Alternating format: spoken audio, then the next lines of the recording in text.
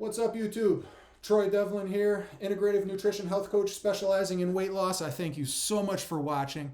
I ask that you like, smash that subscribe button, and help me spread the word of health and wellness and create a safe space for our good brothers and sisters out there who are struggling to lose some weight. We are with you. I am one of you. And every single day in my life, I have to take it day by day and be mindful of how I approach my choices in terms of food and mindful movement and breathing and thinking. And this channel is all about that. Mindfully Fit is about a mindful or an individualized, a reasonable, sustainable approach to fitness. And what that looks like is very bio-individual. It'll be different for me than it is for you. Maybe it'll be the same, but it's very unlikely. Like a fingerprint or a snowflake, it's very similar, but no two are exactly alike. And that's okay. And when we think about mindful fitness and, our mind, I think about motivation. And so I thought that's what we could talk about a little bit in this video. Motivation, and where does it come from, and can we cultivate it? And how important is it to be motivated or to feel motivated? Is that just a story that we tell ourselves? Where does motivation come from? So I thought that's what we could explore in this video, and I'd like to hear your thoughts. Hit me up in the comments below. What are your thoughts on motivation? And I'll share mine. So I feel that in terms of motivation, we are moving towards something. We are trying to attain something, whether it be a reward in terms of food or something pleasurable, a goal perhaps, or maybe we are moving away from something. So it's either in terms of motivation, my motivations could be trying to attain a goal or trying to avoid a sort of repercussion for not doing the thing. All right. And so if we think of this in terms of diet and exercise, let's use exercise, right? My goal is I want to be able to run 1.5 miles. And so I frame my mindset around that. I don't like running. It's very difficult for me to drag my big self 6 laps around an Olympic track. And it feels uncomfortable, right? I get sweaty, I get hot, I get out of breath, my muscles are burning, my joints are aching, and to do it for 6 laps, it feels like torture. So how am I able to do this if, let's say, my job depends on it? I have to run the 6 laps or else I don't get to keep my job, right? So that's the other way of looking at it. That would be the moving away from aspect of my motivation to do the running that I don't like to do, but I want to move away from the consequences of failing my run and losing my job.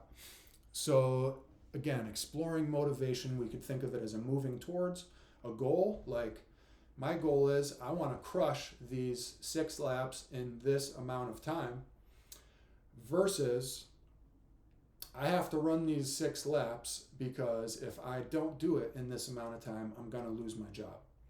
So there's different ways of even looking at what motivation is to us, but oftentimes it's a moving towards or a moving away. Now, can motivation be cultivated? Many times people will say, I don't have motivation. And to do whatever it is, let's say it's the running, all right? They don't have the motivation to get out there and run around the track for practice. And so that's why they fall short on their goals or what have you. Another one is time, but we'll talk about that in a different video. For now, we're going to touch on motivation. So, what I would say is cultivate the motivation by creating momentum through action.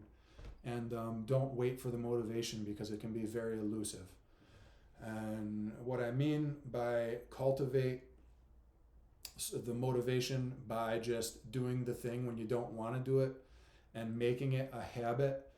And habits have a way of just gaining momentum, right? Because if you just keep doing something, it gets into your subconscious and you start to almost need to do that thing to feel okay in your day to get through your day. And if that sounds like an addiction, it could be very similar in the way that we can become programmed to do certain things.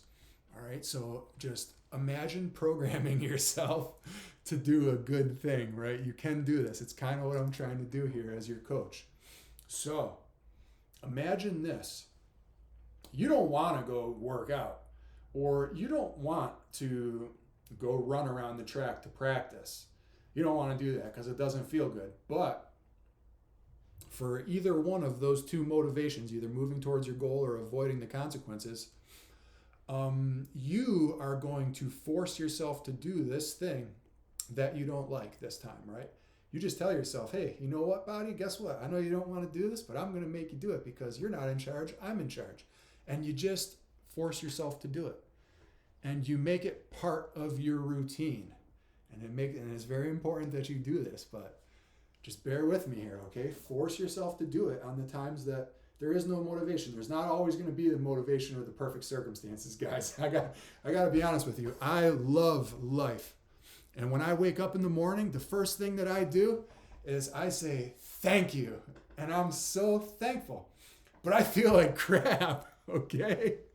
And it can be really hard for me to do some of my basic self-care things like exercise, right? It can just be like, it feels like the last thing you want to do. But what I'm telling you guys is to just do it anyways.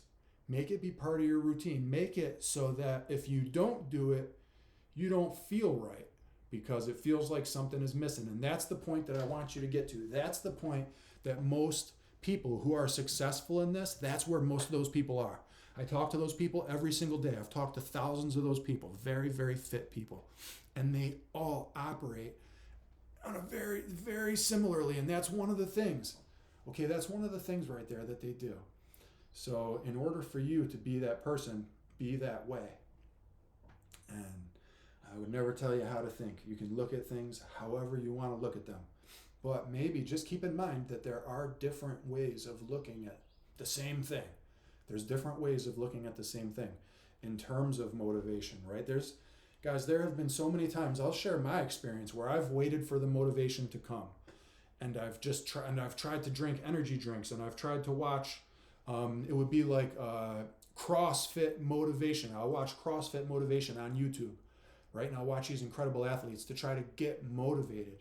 And there are times when it's just like the caffeine and the videos and the music even, and these things, sometimes it's very hard. The motivation just doesn't come.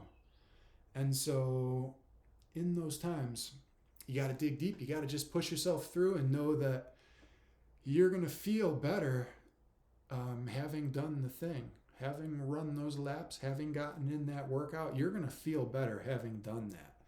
I can guarantee you. And once you get to that place where it becomes part of your subconscious programming, or once you become addicted, to your exercise routine, and if you miss it, then you feel like crap, then you know you're in the right spot, and then I'll know that I will have done my job. So let me know what you think in the comments below, guys. I'd love to hear what are your thoughts on being addicted to exercise, and I'm sure plenty of you guys out there are in really great shape, and you're probably addicted to exercise. So it's a good addiction, and I would love to hear what you have to say about it. Thank you so much for watching again, and if this is your jam, like, subscribe, and we'll see you soon. Thank you.